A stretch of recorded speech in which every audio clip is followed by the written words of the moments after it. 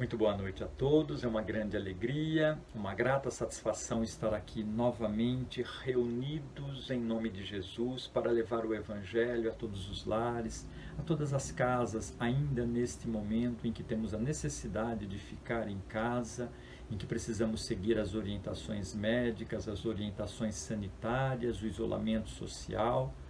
Então, nesse momento de pandemia, nos leva à reflexão e à pergunta que dentro de nós está sempre presente: como encontrar Deus? Onde está Deus? Essa é a mesma pergunta que um famoso sábio de uma cidade grande, acadêmico, um quase doutor, ilustre, conhecedor de livros e das ciências, se pergunta constantemente: onde está Deus? E ele não encontra Deus à volta dele na cidade grande, não encontra Deus dentro dele e sai então pelo interior, pelas fazendas, pelas montanhas, pelos riachos, pelas planícies, a procurar Deus. Até que num determinado momento, já cansado de viajar, encontra pessoas muito humildes trabalhando no campo, fazendo a plantação, a colheita, a semeadura. E esse homem, esse sábio da cidade grande, chega-se até um desses trabalhadores rurais, simples, humilde, e pergunta a ele: diga-me, será que o senhor poderia me dizer onde está Deus? O homem olha para ele com um ar de dúvida e diz assim: ó Senhor, onde está Deus? Eu não sei, não, Senhor. Mas será que o Senhor poderia me dizer, olhando em volta, nessas montanhas lindas, olhando este céu azul, olhando essas frutas, essas flores, esses animais, esses pássaros? O trabalhador rural pergunta: será que o Senhor poderia me dizer onde que Deus não está?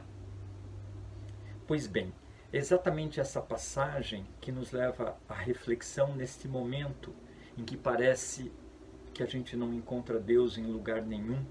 Olhamos os telejornais, a internet, é sofrimento, são mortes.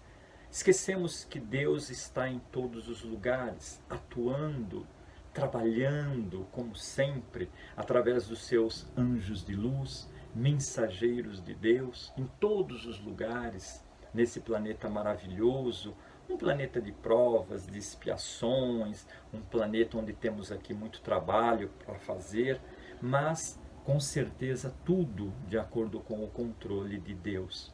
E o que nós não percebemos é que a grande ausência não está fora de nós, mas está dentro de nós, através da falta de fé, de esperança, um desânimo aqui, uma tristeza ali, uma revolta acolá, nos faz pensar que Deus praticamente não existe ou não está mais preocupado conosco, quando olhamos para dentro de nós, e em muitos casos vemos e sensibilizamos-nos com tantas tragédias, com mortes, com famílias que estão passando por situações difíceis, traumáticas.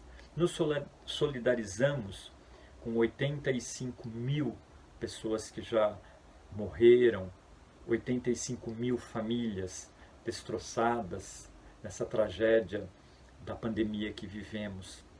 Mas é importante não desanimarmos, perseverarmos na fé e olharmos para dentro de nós.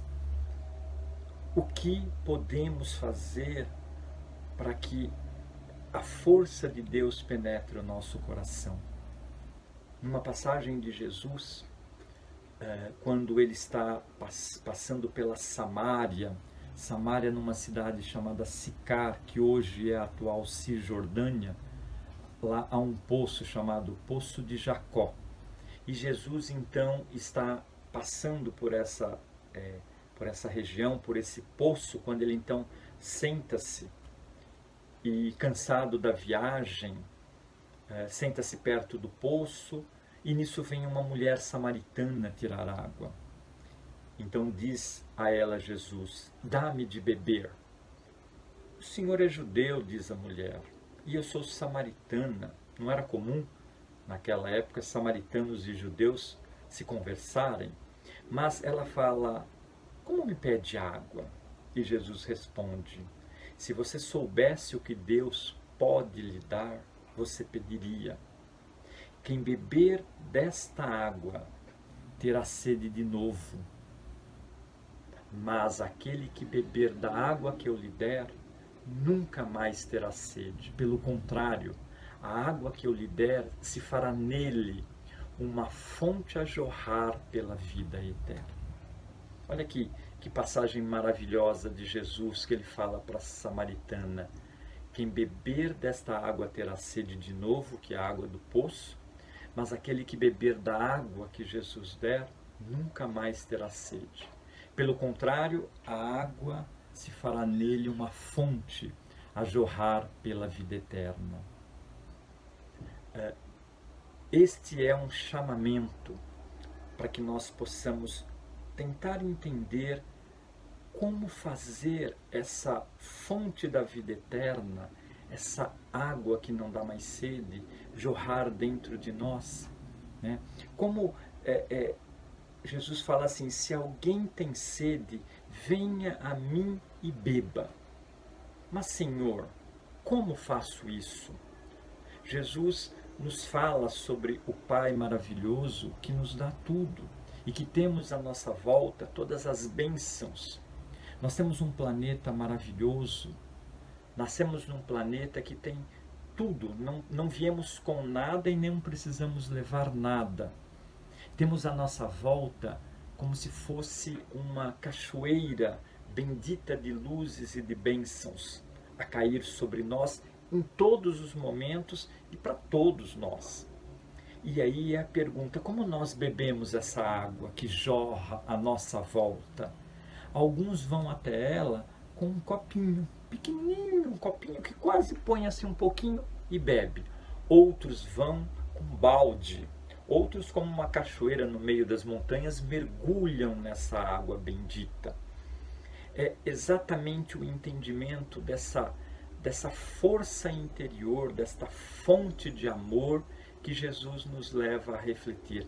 A água da fonte eterna, a água da vida eterna. E como que eu faço? Como que eu, Carlos, posso ter essa água em minha vida? Como eu consigo me modificar internamente para receber essas dádivas do Criador, para ter a minha vida abençoada, para diminuírem as dificuldades minhas, da minha família, daqueles que amo, para retornar à minha saúde, para encontrar o meu trabalho, para ser feliz, como o Senhor Deus. Como o Senhor Jesus ter essa água infinita a jorrar dentro de mim, para que eu não tenha mais a sede de justiça, eu não tenha mais a sede daqueles que passam por necessidades, daqueles que sofrem, dos mais abandonados. Como não ter mais essa sede? E a resposta que vem para nós, para que a gente possa transformar o Evangelho de Jesus, a água da vida, dentro de nós de tal forma que se faça em nós uma fonte que jorra para a vida eterna, é ser bom. Simplesmente isso, ser bom. E o que é ser bom? Olha, aí nós vamos tentar entender a nossa natureza interna, o que é ser bom. Eu tenho uma transcrição do Huberto Roden, que está sempre comigo no meu pensamento sobre o melhor entendimento, a melhor explicação do que é ser bom. Ele diz assim: ninguém pode ser firme e fecundamente solidário com os homens se não for sólida e profundamente solitário em Deus. Ninguém pode ser firme e fecundamente solidário com os homens se não for sólida e profundamente solitário em Deus. Dentro de nós, o que nós somos, o que sentimos, o que fazemos, a chama bendita do Criador, a chama divina, que é a nossa consciência, ela nos mostra claramente se nós estamos sendo bons e verdadeiros e honestos nas nossas ações, naquilo que fazemos, seja no trato com os nossos familiares ou com aqueles que nós não conhecemos. Não tem como enganar. Ser solidário com as pessoas é simples. Eu posso me mostrar como sendo alguém que faz coisas boas, que distribui, faz doações, pratica o bem maior, mas dentro de mim eu posso estar carregado de raiva, de rancor, de vaidade, de orgulho, tratar as pessoas com desprezo. Então, aquele que é verdadeiramente bom, ele tem um contato direto com Deus.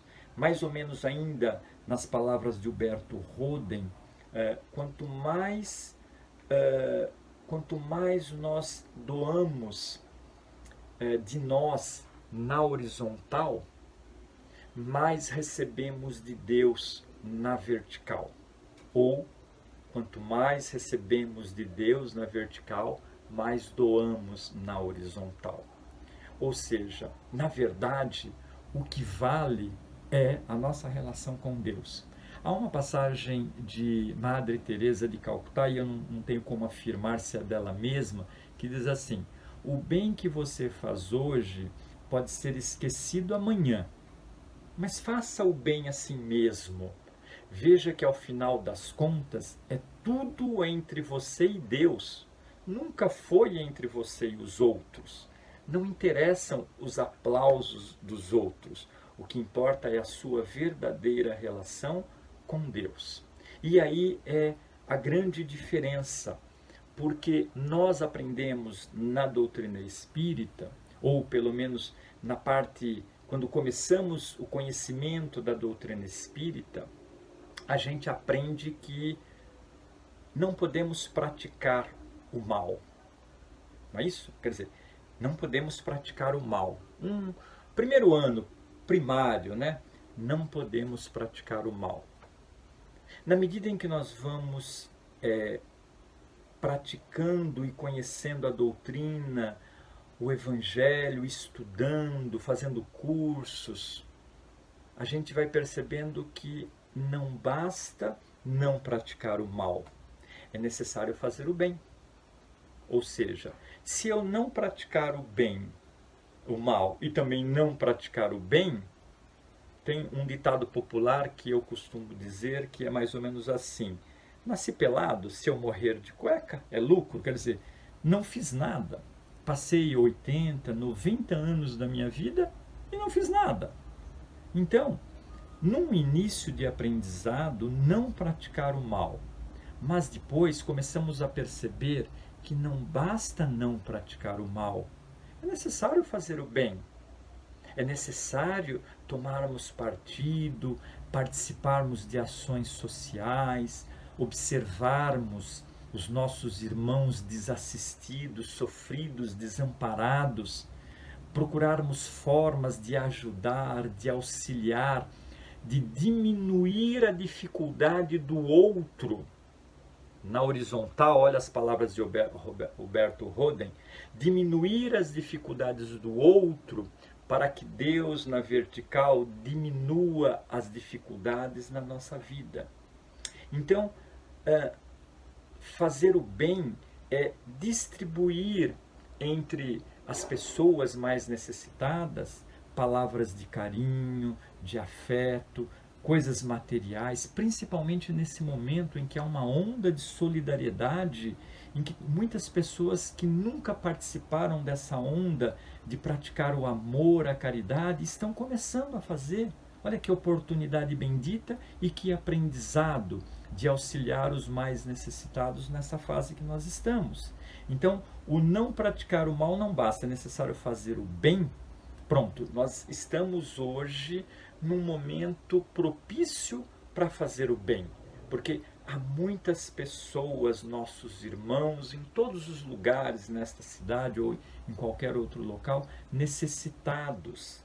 Necessitados de um calor humano, de um conforto material, de um conforto espiritual. Então, temos a oportunidade de praticar o bem. Só que o convite que Jesus nos faz através da passagem dele do Poço de Jacó, quando nos fala da fonte eterna a brilhar em nossos corações, dessa fonte que vai jorrar pela nossa vida, o convite é maior. Ou seja, aí nós vamos colocar uma terceira fase. A primeira é não podemos fazer o mal. Depois, não basta não fazer o mal, é necessário fazer o bem. E agora vamos incluir, não basta fazer o bem, é necessário ser bom. É necessário você ser genuinamente bom, verdadeiro, honesto, ser cristão acima de tudo. É sabermos que não há esconderijos na nossa alma para que Deus não perceba as nossas verdadeiras intenções. Quando a intenção é boa, os nossos olhos são bons e Deus nos olha com carinho, e com carinho recebemos bênçãos em nossa vida. Mas a gente sabe que precisamos ser honestos dentro de nós, porque temos a luz, mas também temos a sombra. E o convite desta noite para todos nós, neste momento de pandemia, é encontrarmos Deus dentro de nós, na luz da nossa vida. É fazer brilhar a nossa luz, para que os homens possam ver as nossas obras e glorificar o Pai que está no céu. O convite de hoje nos leva a um patamar de responsabilidade maior. Um patamar onde temos a necessidade de fazer melhor em benefício daqueles que estão conosco nesta jornada, mas também fazer melhor na nossa relação verdadeira entre nós e Deus. Porque podemos, em algumas situações, até enganarmos ou inventarmos desculpas pelos nossos atos, pelos nossos erros, pelas nossas ausências e omissões. Mas não podemos fazer isso na nossa relação vertical com Deus. Essa relação tem que ser de transparência, de honestidade, de verdadeira consciência da luz divina brilhando dentro de nós. Isso é ser bom.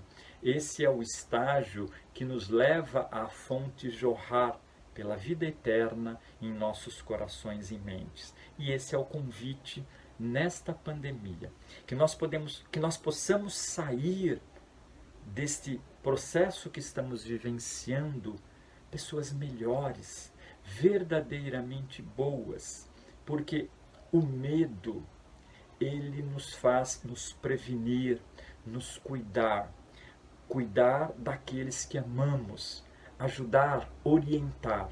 O medo é importante e é bom, mas o pânico, ele nos paralisa e não nos deixa fazer absolutamente nada.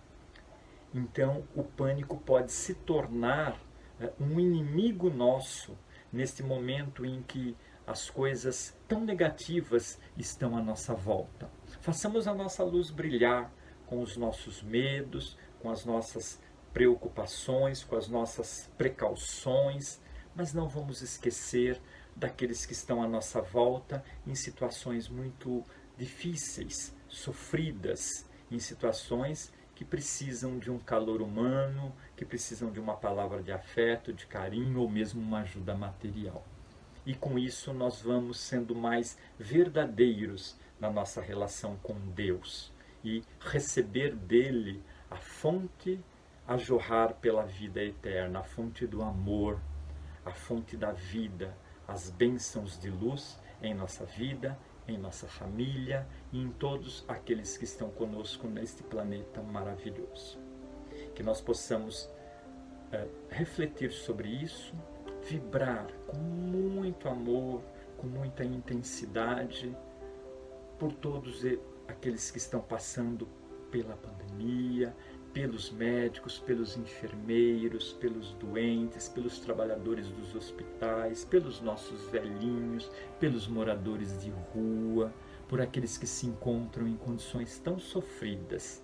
E que Deus, na sua misericórdia bendita, no seu amor por todos esses filhos que aqui estão, possa nos abençoar, abreviar o sofrimento daqueles que estão mais necessitados, para que a gente encontremos dentro de nós o verdadeiro calor e a fonte a brilhar pela vida eterna. Que assim seja, graças a Deus. Amém.